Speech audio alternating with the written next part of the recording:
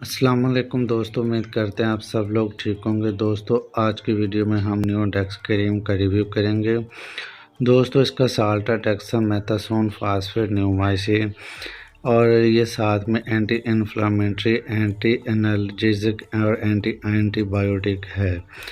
दोस्तों ये कैनाडेक्स, न्यूडेक्स और बीटामेथासोन में जितनी भी क्रीम्स हैं सेम एक ही कैटेगरी के हैं।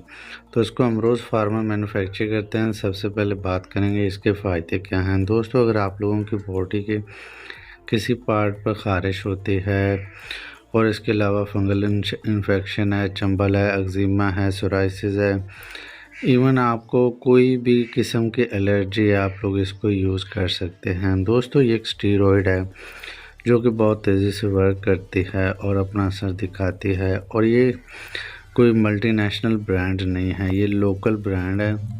बात सिर्फ़ और सिर्फ स्टीरॉयड की है और इसमें स्टीरॉयड बहुत ज़्यादा पाया गया है और स्टीरॉयड के बारे में सभी लोग जानते हैं कि वो बहुत तेज़ी से एक्ट करता है।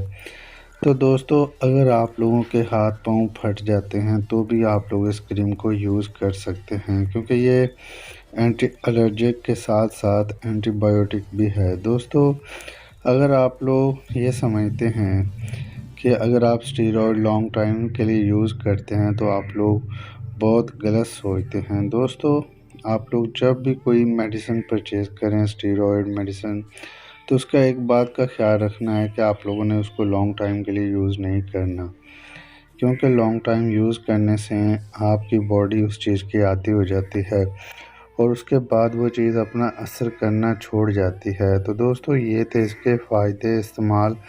और अब इसको यूज़ कैसे करना है। दोस्तों आपने नाइट टाइम इसको अप्लाई करना है मुतासरा जगह पर, और सुबह किसी अच्छे सोप से उस जगह को धो लेना है।